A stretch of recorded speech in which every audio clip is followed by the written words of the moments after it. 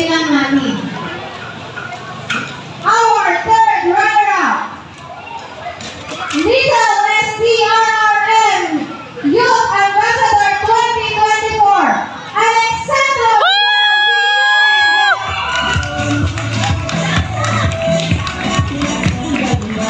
Move forward, Alexandro.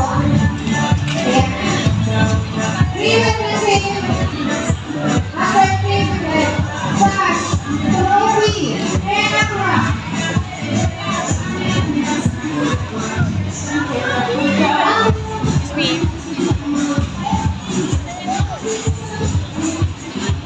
We will receive a certificate, sash, and trophy.